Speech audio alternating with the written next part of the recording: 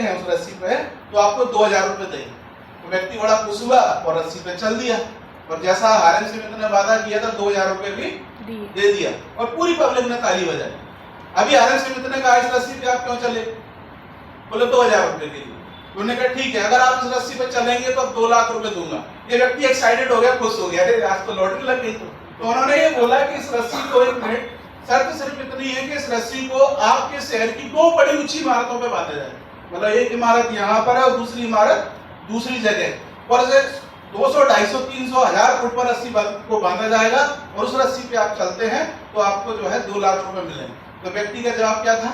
नहीं चले। तो उन्होंने कहा 2 करोड़ रुपए के लिए? बोले नहीं, हरगिज़ नहीं। अच्छा 200 करोड़ के लिए? अरे बिल्कुल नहीं। अच्छा ठीक है 2000 करोड़। अरे साहब जब जान ही चली जाएगी तो 2000 करोड़ का क्या करेंगे? तो आरएन समिति साहब ने कहा नहीं, आप अभी भी चलो।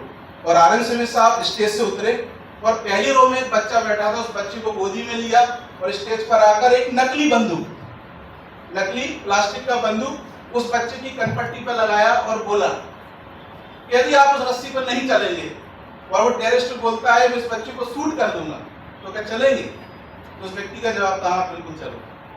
तो आरएन समिति साहब ने बोला जो काम आप 2000 करोड़ के लिए नहीं कर रहे थे, इस बच्चे के खातिर करोगे? तो बोला साहब क्योंकि ये बच्चा मेरा है। तब आरएन समिति साहब ने बोला आपकी लाइफ में और वो कौन कौन लोग हैं जिनके खातिर इतनी ऊंची रस्सी पे आप चलने के लिए तैयार है? तो उसने कहा डेफिनेटली मेरी बीवी, मेरे बच्चे, मेरे माँ बाप, यानी मेरी फैमिली। तो कहने का सिर्फ मतलब यही है, चाहे उस व्यक्ति के लिए ये बात हो या हमारे लिए, हम सबके लिए फैमिली फर्स्ट है।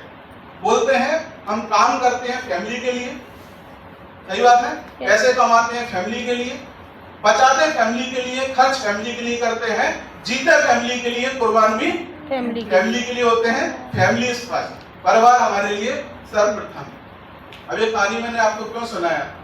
टेररिस्ट आएगा तो शायद एक बार मार के आपको दुख कुछ समय का रहेगा, लेकिन जो पैसे का जो टेररिस्ट है ना, तंगी का, मैं अभी 3-4 दिन से दिल्ली में था, कल मैं वापस आया तो मैं देख रहा हूँ प्लेटफॉर्म पर कई लोगों को आपने देखा है वो गाड़ी का इंतजार करके हुए ऐसा प्लेटफॉर्म पे लेटे रहते हैं, देखा? आपने कभी देखा है जनरल में यात्रा कैसी हो रही है?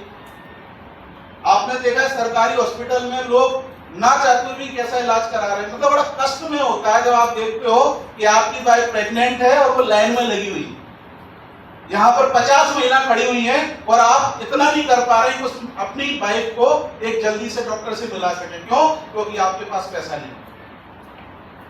जब आपका बच्चा कोई डिमांड करता है पापा मुझे कोई ड्रेस दिला दो, तो आप उसको तुरंत नहीं बोल पाते हैं कि बेटा पैसा है। और ये कहानी हिंदुस्तान के 90% लोगों के साथ में, यस या नो? यस। तो मैं एक बात समझता हूँ, अगर आप चाहते हैं कि आप आर्थिक रूप से आजाद हो जाएं और आप घर के मुखिया होने के नाते आपकी जिम्मेदारी आपके परिवार के लिए, तो आपको ढेर सारा पैसा कमाना पड़ेगा। और पैसा मुझे ऐसा लगता है कभी भी प्राइवेट नौकरी में उतना नहीं मिलेगा कि आप और अपनी फैमिली के आप सपने सच कर सकें। ये कहाँ से मिलेगा? बोलते एक व्यापार से मिलेगा, लेकिन व्यापार के लिए क्या चाहिए? बहुत सारा, ढेर सारा पैसा, एक्सपीरियंस, बहुत सारी चीजें चाहिए जो कि आम इंसान के पास होती नहीं है। और यही कारण होता है कि आदमी जीवन में कभी भी सोचता तो रहता है कभी ना कभी खुद का कुछ करूंगा क्योंकि ये बॉस मुझे अच्छा नहीं लगता है, मगर वो जीवन निकल जाता है, कभी खुद का व्यापार शुरू कर नहीं पाता है। लेकिन मैं धन्यवाद देना चाहूंगा माई लाइफ स्टाइल का, इस मैनेजमेंट का, जिसने एक आम आदमी को वहां से उठाकर यहाँ खड़ा कर दिया। बस इतना ही बोलना चाहूंगा, एक आम इंसान को हीरो बनाने का अगर कोई रास्ता है तो सिर्फ और सिर्फ माई लाइफ स्टाइल बिजनेस है, इसके अलावा